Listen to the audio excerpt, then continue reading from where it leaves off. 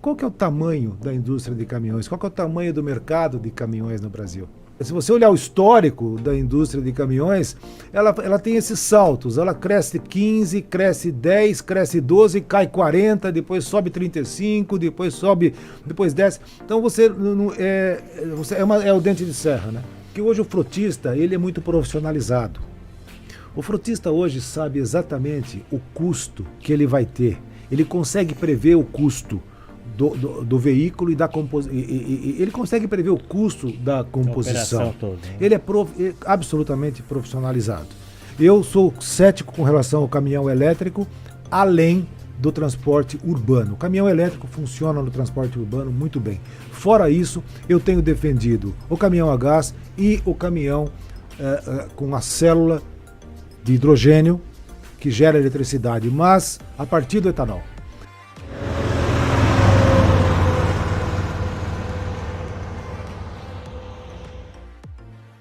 Olá pessoal, bem-vindos a um episódio especial do programa Sobrecarga. Hoje trazemos para vocês um review do programa com Orlando Merluzzi, que nos trouxe uma visão sobre soluções para o transporte. Acompanhe conosco este episódio especial. Senhoras e senhores, bem-vindos ao programa Transpodata. E hoje temos um convidado especial aí. Quem é o nosso convidado para o programa de hoje, Mauro? Então, o convidado de hoje é o Orlando Merluzzi. Orlando Merluzzi é um especialista no setor automotivo, em transporte, com montadoras, sabe tudo de montadoras de caminhões, de automóveis, de concessionárias. Ele é consultor de empresa e conselheiro independente. Também fundou a consultoria M68. Ele é sócio e diretor, presidente e comanda aí a M68. Bem-vindo, Orlando Merluzzi. Olá, amigos da Transpodata. Olá, Mauro, Rinaldo, um prazer estar aqui com vocês. Vamos falar desse assunto que é apaixonante. 3 décadas e um pouquinho. 3 décadas e um pouquinho, né, Orlando? Mas eu ainda estou aprendendo muito.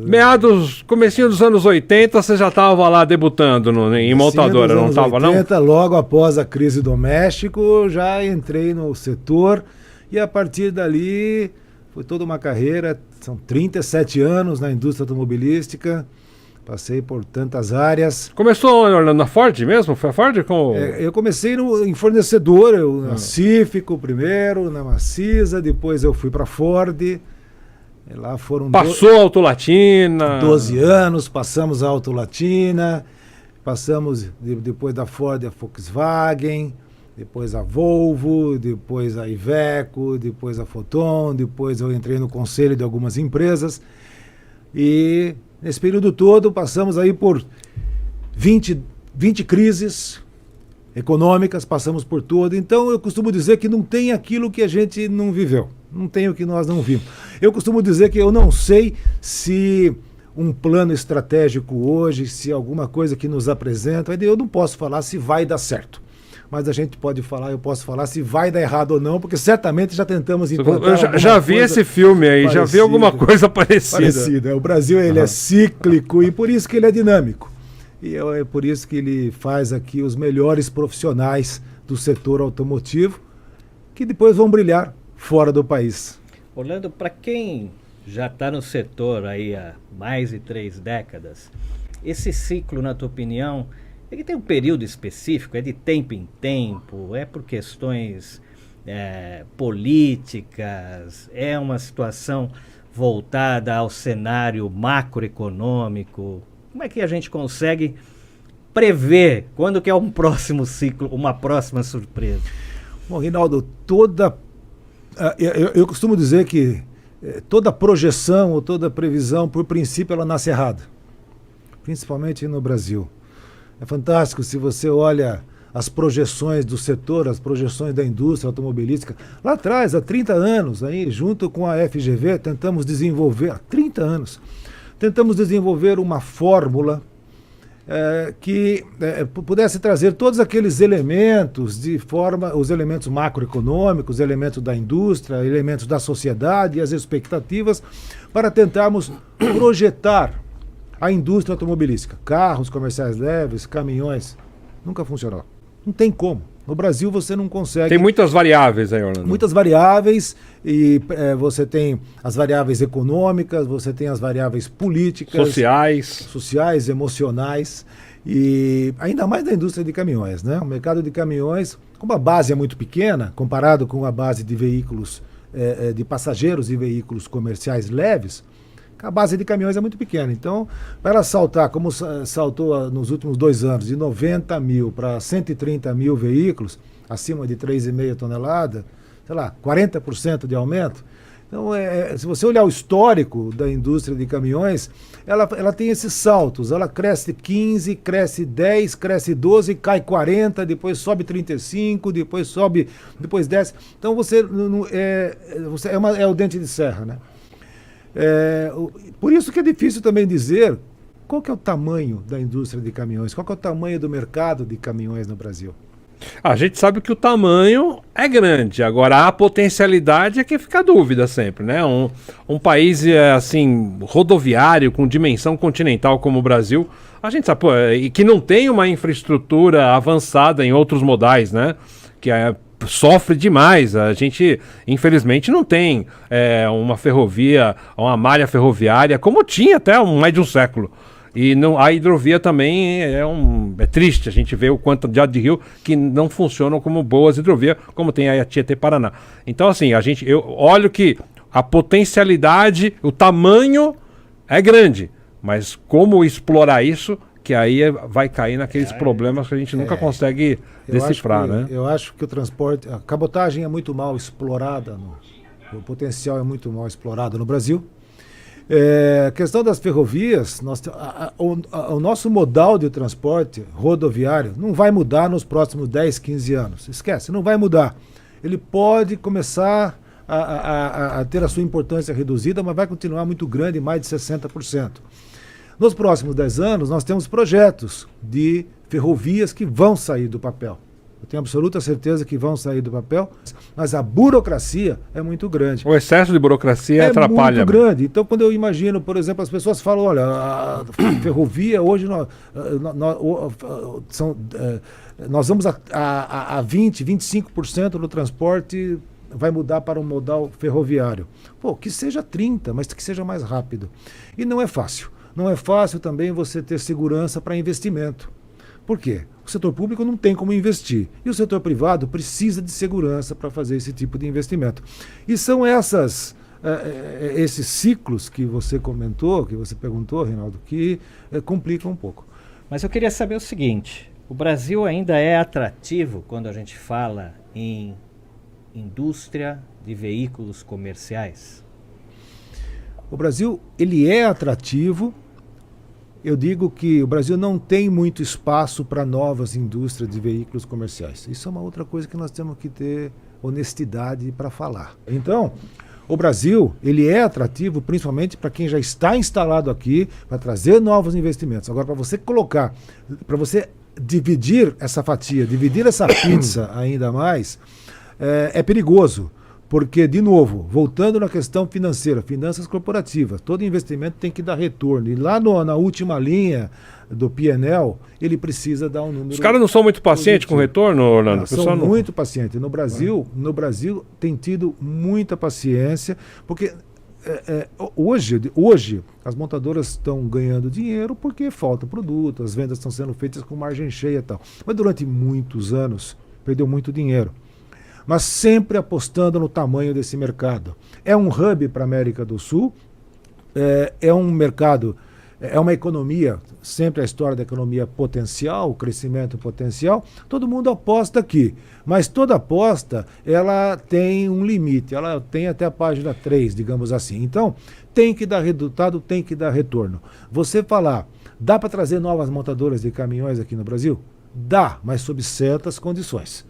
Trazer montadoras de caminhões para competir com essas 5, 6 que estão aí é muito difícil. Bom, o mercado tem que crescer bem mais. Esse mercado já está muito consolidado. 150 mil caminhões por ano, acima de 3,5 toneladas, não comporta. Esse mercado já está consolidado com as empresas que estão aqui.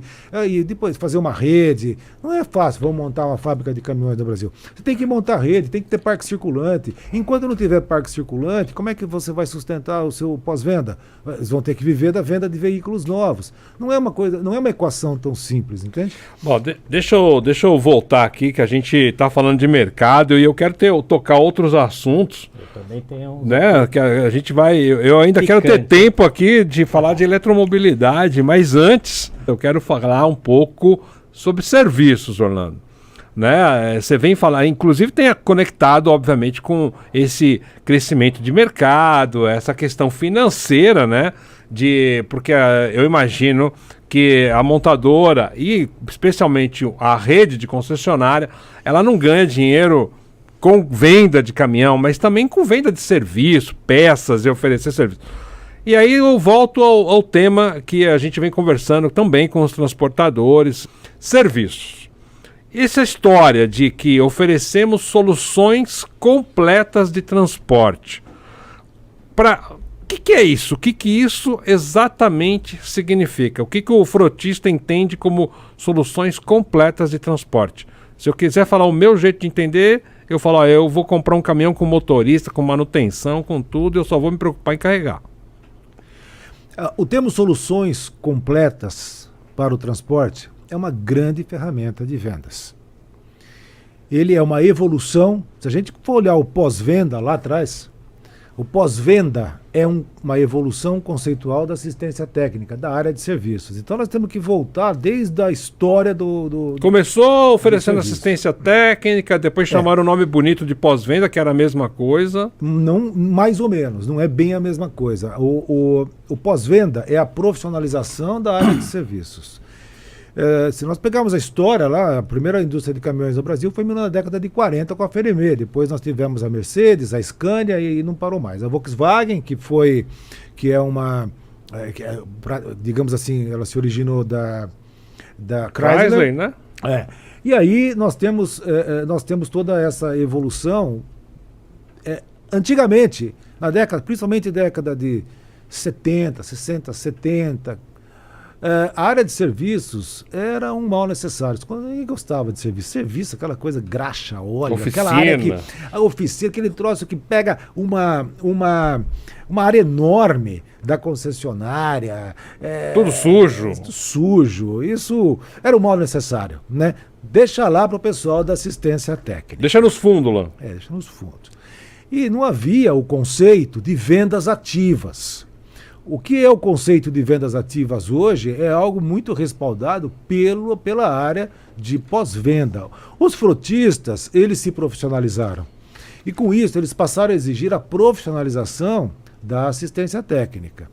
Então, nós temos uma evolução desse processo da assistência técnica desde a década de 70. Eu costumo dizer que, por exemplo, digamos assim, quem dominava, ainda de certa forma divide o mercado com a MAN, mas quem dominava sozinha no mercado era a Mercedes. Então, durante muito tempo, ela até, digamos, tenha tido uma estratégia equivocada do pós-venda, ela permitiu... Você está falando que dominava o mercado em termos de vendas, não em dominar em pós-venda. Dominava em termos de venda, em termos de volume, né? Então, chegou a ter 70% de market share, 60% de market share.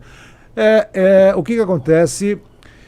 ela permitiu durante muito tempo o crescimento do mercado paralelo, né? Porque só tinha ela e depois que o mercado paralelo cresceu, ninguém mais segurou. Eu costumo também, eu sempre faço uma menção à Volkswagen Caminhões, eu não posso deixar de falar da área de assistência técnica da Volkswagen Caminhões, que perdia dinheiro, mas não perdia cliente. Naquele momento em que ela estava crescendo. Então, como é que é essa história? Perder dinheiro e não perder cliente? O que precisava fazer, fazia, atendia... A Volvo também não fez alguma coisa parecida? A Volvo é diferente. Fazia o que precisava ser feito, porque ela estava numa fase de crescimento. Consolidação de marca. Consolidação e crescimento no mercado. Então, precisava. Então, talvez ela tenha sido a marca que, numa evolução, entendeu rapidamente que a única coisa que a sustentaria no mercado seria ter uma assistência técnica diferente. Então, Eu costumo dizer que antigamente a assistência técnica era feita por susto, né? Aquele negócio que você deu problema, a gente dá um jeito de resolver, não sabe como. Já a Volkswagen naquela época ela passou a ter esse conceito muito foco, de muita atenção ao cliente e, digamos, ela fez subir um pouquinho a régua. Mas aonde a régua subiu mesmo, o nível subiu mesmo, profissionalizando, foi com a Volvo e com a Scania. Principalmente com a Volvo, final da década de 90, começo da década de 2000. Com os conceitos de atendimento remoto, com o conceito de telemetria. Eu acho que o Voar da Volvo foi algo muito famoso que mudou muita coisa. Voar era aquela questão de quebra em qualquer lugar e eu vou mandar peça de avião. Eu atendo, exatamente. Então, subiu a régua. E os outros vieram, digamos, atrás. Então, tudo que nós temos hoje nesse conceito do pós-venda em si, que você tem atendimento remoto, você tem plano de manutenção, o envio de peças em avançado, tudo que esse conceito que nós temos hoje é cópia do que basicamente já existia. Então, essa história é importante a gente contar, trazer ela para entender como é que foi a evolução do pós-venda. O pós-venda é uma profissionalização da assistência técnica, é uma evolução. Quando as empresas entenderam a importância do pós-venda não só para suportar e respaldar as novas vendas, como também para pagar conta, para pagar o custo fixo da operação. Mas a indústria consegue passar claramente isso para o seu cliente? Claro que consegue. Esse plano de soluções completas, como o Mauro falou? Sim. E o cliente consegue entender o benefício disso? Porque essa é a grande questão. Porque eu creio que aumentam, né, os custos, plano de manutenção. Como eu falei, soluções para transportes é uma ferramenta de vendas. Cada montadora tem a sua. De certa forma, as montadoras têm a sua mais ou menos ajustada, mas o conceito não muda. O conceito de soluções para transportes é aquele. É o plano de manutenção, é o treinamento de motorista, é o treinamento do mecânico, é a telemetria, é o financiamento sob medida, é o plano de manutenção sob medida. Não muda muito. A telemetria é a disponibilidade, o uptime, o atendimento remoto, o atendimento, como você falou, todo esse conceito, ele pode mudar de nome. O que evoluiu para onde nós estamos hoje foi a tecnologia permitiu maior acuracidade dos dados e das informações. Então você tem maior acuracidade da própria telemetria, da gestão de frotas, da jornada do produto e da jornada do cliente. Orlando, tinha uma máxima, e isso há mais de 20 anos, entre as montadoras, estou falando especificamente de caminhões, que era exatamente assim, e eu acho que você, quando no seu tempo de Iveco, você professava, você dizia a mesma coisa. Vender um caminhão, o primeiro caminhão é a área de vendas. Daí para frente é pós-vendas. Isso vem lá de trás, né? Daí para frente é o pós-venda. Mas então, é uma ferramenta de vendas. A profissionalização... O cara, para comprar o primeiro caminhão, ele compra de venda. Mas o segundo, a partir daí, ele está satisfeito com o serviço ou com o caminhão? Como que funciona? Isso que eu quero entender. Mais ou menos, porque hoje o frotista ele é muito profissionalizado. O frotista hoje sabe exatamente o custo que ele vai ter. Ele consegue prever o custo do veículo e da composição. Ele consegue prever o custo da composição. Toda, né? Ele é absolutamente profissionalizado.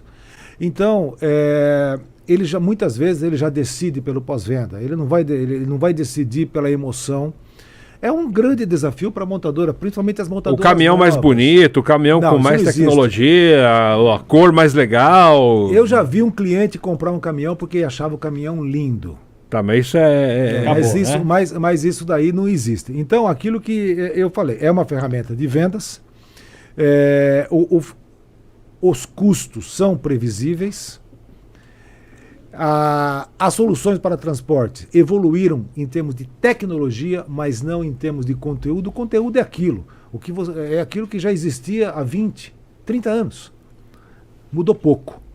Claro que a tecnologia, a comunicação permitiu telemetria, gestão de frotas à distância, você tem a gestão do relacionamento com o cliente, o conhecimento da jornada do cliente, né? Então eu acho que a régua foi subindo, e é isso. Você tem, digamos assim, não há nada de novo no front. Você tem novas tecnologias que fazem com que aquilo que já exista seja mais, digamos, acurado, seja mais, mais gerenciável.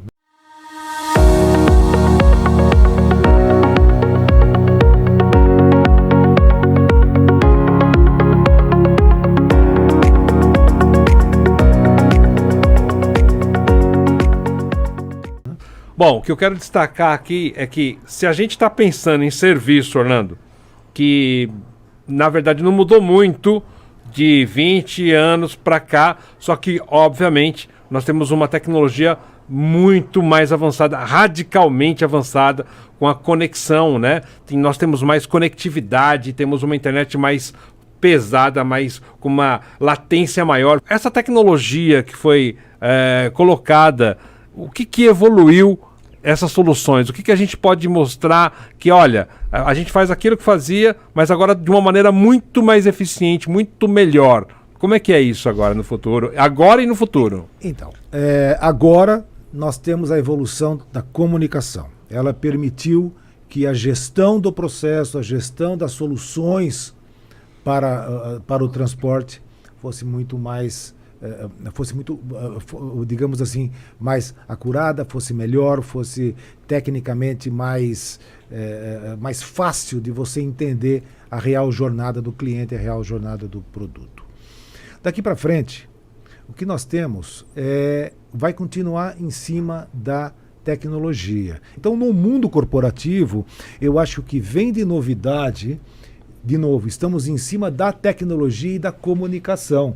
O metaverso trará essa evolução para as soluções para o transporte, como ferramenta de venda, como ferramenta de retenção de cliente, como ferramenta de experiência para o cliente. Mas os conceitos da solução para o transporte, os conceitos da necessidade do cliente, o que o cliente precisa, não vão mudar. O que vai mudar é a experiência. Quando nós voltarmos 20 anos, quando falava da internet, você falava, puxa, até onde vai isso? Há 20 anos, há 25 anos, para nós, a internet era o quê? Eventualmente navegar num site, um pouco de informação, e-mail, trocar comunicação. Quando começaram a aparecer as redes sociais, ninguém entendeu o tamanho da economia que estava por trás das redes sociais. Então, hoje, você tem as empresas vendendo, comprando, anunciando com influencers no Instagram, no Facebook. O Facebook já está meio... mas aí vamos... E agora, o metaverso? Mesma coisa. O metaverso é um nível acima do que nós vivemos até hoje. Da internet? Da rede social? Do quê?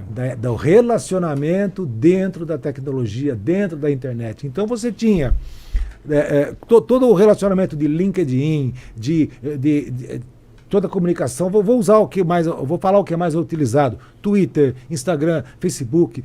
As pessoas achavam que isso era apenas um sistema de comunicação de rede social.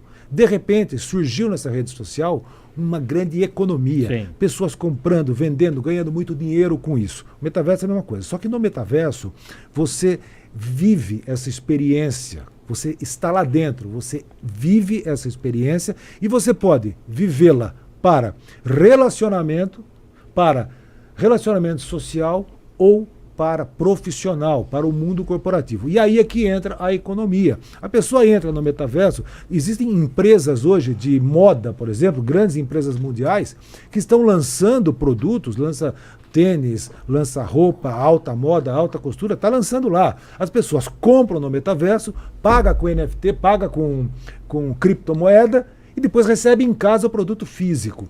Só que ali você pode ter uma vida paralela. Então, aquilo que você falava antigamente, lá atrás, que você falava assim... Teu avatar... Vou chegar em casa e quando for às 6 horas, hoje eu vou chegar em casa às 6, às 7 horas eu vou entrar na internet. Hoje nós estamos na internet 24 horas por dia. Vai acontecer a mesma coisa. Vou chegar em casa, vou entrar no metaverso às 6, 7 horas. E nós não sabemos onde isso vai parar. É uma nova economia, uma economia muito grande. Trazendo para o nosso mundo, aqui, para o mundo do transporte, eu consigo ter treinamento, desenvolvimento de produto, comunicação. Eu posso ver uma peça, eu posso ver um problema, eu posso ter um treinamento, eu posso experimentar como cliente, eu posso experimentar uma operação, experimentar uma rota. Eu posso experimentar uma rota, eu posso ver como é que aquele produto se comporta na rota. Eu posso ter uma grande experiência antes de tomar a decisão. Posso tomar a decisão dentro do metaverso e trazê-la para o mundo real, ou posso sair do metaverso e tomar a decisão no mundo real. Então é uma economia muito grande. Hoje a gente vê gente aí comprando terreno, quadros, essas coisas que a gente não sabe onde vai parar. Por enquanto alguns falam, isso ainda é moda. Não, não é moda. É uma questão de ajuste. Eu prefiro ver a coisa do lado profissional pelo mundo corporativo. Então isso pode trazer mudanças no nosso sistema de pós-venda, no sistema de venda, no sistema de experiência. Orlando, o que é o metaverso? O metaverso é experiência, é uma nova forma de experiência do cliente com o produto, com aquele mundo real num mundo virtual. Bom, quando a gente fala de serviço, a gente acaba entrando também num tema e lançando um olhar para o futuro aí do transporte, quando a gente fala em novos tipos de combustíveis, uma mobilidade diferente, a busca de uma mobilidade mais sustentável, né? Orlando, como é que vai ser isso nesta década? O que é real em termos de uma mobilidade mais sustentável? Eu tenho sido bastante crítico em relação ao que se fala. Precisa separar a realidade da propaganda e publicidade. Quando se fala de eletromobilidade, tem muita gente acreditando em fadas e duendes, então a gente precisa tomar um pouco de cuidado. Eu sou cético com relação ao caminhão elétrico, além do transporte urbano. O caminhão elétrico funciona no transporte urbano muito bem. Fora isso, eu tenho defendido o caminhão a gás e o caminhão com a célula de hidrogênio, que gera eletricidade, mas a partir do etanol. Então, é algo que nós temos hoje no Brasil, está sendo desenvolvido. Há duas empresas grandes, duas montadoras grandes, junto com a Única, que é a União das Indústrias da Cana-de-Açúcar, desenvolvendo essa Nomeia, por favor, aí, Orlando. Fala aqui, montadora grande que está aí atrás. Você tem a Volkswagen e a Nissan trabalhando nisso. Com hidrogênio. Desenvolvendo a célula de hidrogênio a partir do etanol, tendo o etanol como fonte primária de energia para você gerar a eletricidade. Isso é fantástico, porque é o hidrogênio realmente verde. O hidrogênio, a molécula do etanol, ela é um cacho de hidrogênio. Ela é uma árvore de hidrogênio. Ela tem 5 ou 6 átomos de hidrogênio para alguma coisa de carbono, alguma coisa de oxigênio. Então, como é que você vai fazer para gerar eletricidade num país como esse? Imagina o interior, num país continental como o nosso, que é muito grande e com estrutura extremamente deficiente. O hidrogênio, você abastece a partir do etanol. O etanol já tem estrutura montada, você tem indústria, é uma energia limpa, renovável, é o hidrogênio realmente verde. A partir daí, ele reage em um reator, que é a célula de hidrogênio, com oxigênio, gera eletricidade, e aí você faz o veículo.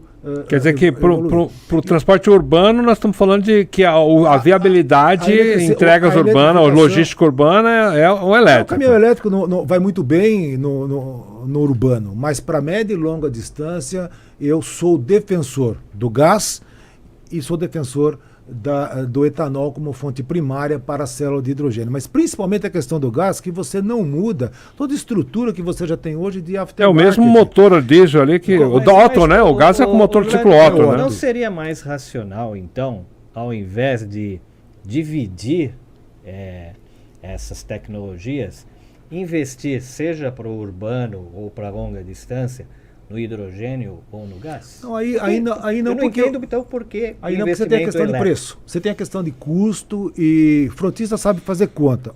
Quando você fala no Brasil, isso é um dado importante, a indústria automobilística representa mais de 20% do PIB industrial no Brasil quando você coloca a questão do aftermarket.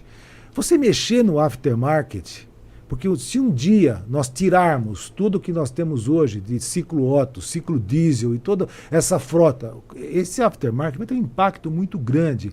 Por quê? O carro elétrico, teoricamente, ele dá pouquíssima assistência técnica, dá pouquíssimo serviço, mas tem aquelas dúvidas. O que nós vamos fazer com a bateria? E na hora que a bateria acabar, vai ser reciclada? Como é que as empresas vão fazer na hora que tiver que trocar a bateria? Frotista de caminhão sabe fazer conta, hein?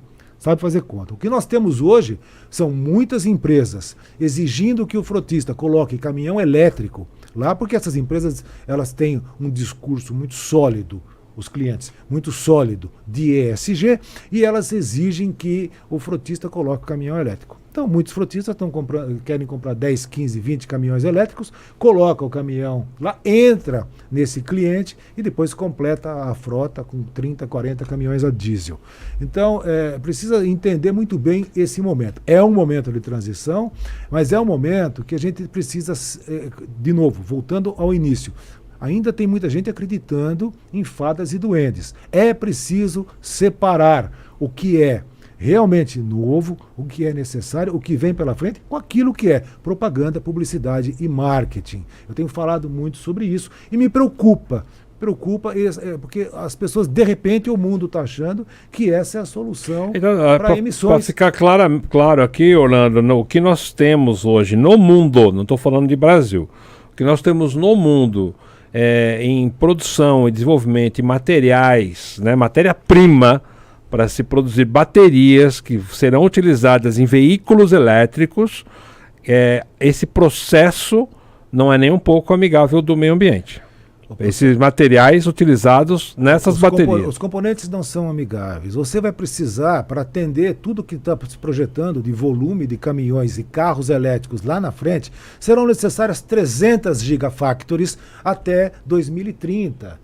Nós não vamos ter esse número. Essas gigafactories estão fábricas gigantescas de produção de bateria. Gigafactories são as fábricas de bateria. Quando você vê, olha, vai ser construída uma gigafactory que vai produzir 500 gigawatt-hora. O que representa 500 gigawatt-hora em termos de produção de carro? 500 mil carros.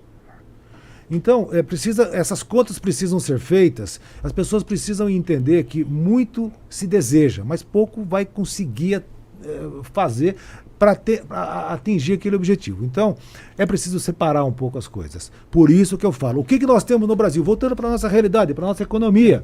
Caminhão a gás e, em um futuro próximo, caminhão elétrico movido com célula de hidrogênio a partir do etanol como fonte primária de energia, seria fantástico para nós, porque nós detemos tecnologia da produção do etanol. E o que está por trás de tudo isso daí é uma redução de pegada de carbono. A redução da pegada de carbono ela pode ser feita de várias maneiras. Nós, no Brasil, temos a solução para a redução da pegada de carbono no transporte. Por que não usar? Por que não usar? Nossa, pelo que você está falando, eu vou entender que hoje a nossa solução do veículo movido a etanol ela é mais ecológica no ciclo todo do que o próprio veículo elétrico. Não tenha dúvida. Eu não tenho dúvida.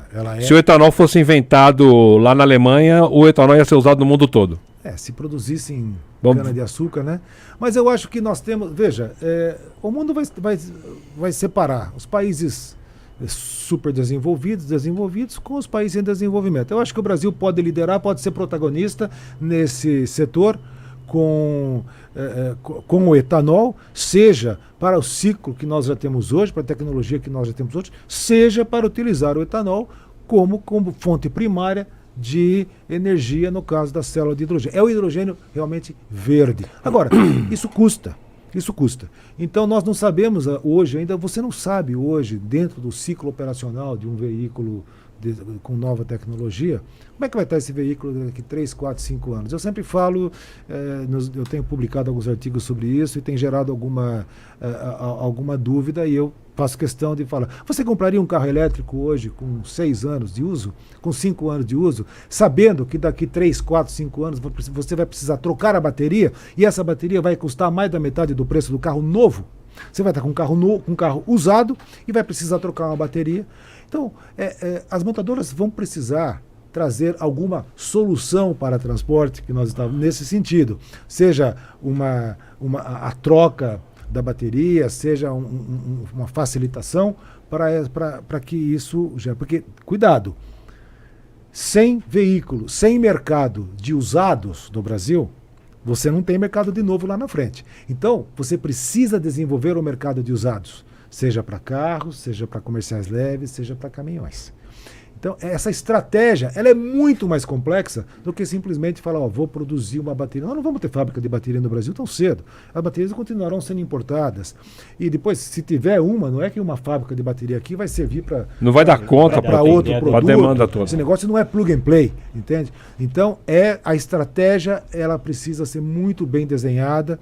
E eu acho que o pessoal sabe disso, as montadoras sabem disso e estão trabalhando nisso. Mas é isso que eu falo, é importante entender esse cenário de uma forma bem ampla e não simplesmente carro elétrico, bateria, produz eletricidade, solar, eólica e vamos, não é bem assim. Bom, eu acho que a gente tem muito tema aí para tratar. A gente já falou aqui de mercado, falamos de pós-venda, agora estamos falando de eletromobilidade. O tema que podemos abordar numa próxima oportunidade é sobre as redes de concessionária, como é que vão ser os modelos de concessionária, o que vai acontecer daqui para frente. Tem muita que tem a ver com falar. O serviço, né, Orlando? Que tem tudo a ver com vender caminhões que hoje... Olha, hoje serviço... você não, daqui para frente, você não vai mais falar em pós-venda, em serviços e vendas. Você vai falar em experiência do cliente, experiência do consumidor. Por isso que eu falei do metaverso. O consumidor vai ter uma nova experiência a partir do metaverso. Muito bom. Muito bom. Chegamos ao final de mais um programa Transpodata. Quero te agradecer, amigo Orlando, por dedicar esse tempo e as nossas câmeras são suas para sua mensagem final. Eu que agradeço, foi uma satisfação estar aqui com vocês, falando de um tema que eu adoro. Hoje atuo na parte de gestão, como conselho em algumas empresas também. Tenho um trabalho paralelo que é um propósito de desenvolver, de fomentar as boas práticas da gestão, da governança, da ética e da educação, que é o pensamento corporativo. Esse é um trabalho que eu realizo por propósito. Mas falar sobre o setor automotivo, sobre a indústria de caminhões, sobre transporte e sobre estratégia é algo que realmente me apaixona e eu gosto. Por isso que eu acho que o tempo desse programa foi muito curto. A gente precisava de umas 3, 4 horas. Passou voando, né, Orlando? Já está convidado para voltar, viu, Orlando? Quando certeza. Vocês marcarem. Obrigado, Orlando, Mauro. Obrigado a você que esteve conosco até agora. Continue nos acompanhando nas plataformas Transpodata, porque traremos muitas novidades para você. Um forte abraço e até breve.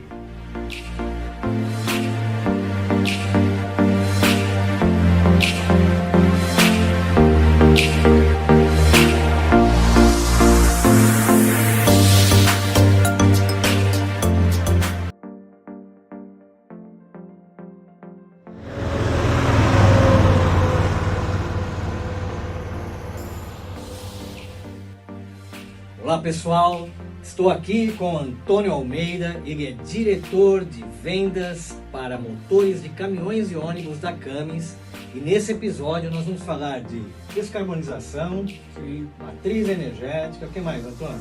As novas tecnologias que vão ajudar na descarbonização, né? Novas tecnologias de descarbonização, não percam esse episódio, está sensacional, é isso? Com certeza, Reinaldo, esperamos você aqui no programa Sobrecarga. É isso aí, gente. Obrigado por estar conosco neste episódio. O Sobrecarga é uma realização da Transpodata com o apoio da Braspress e a produção da TRC Ativa. Até o próximo episódio.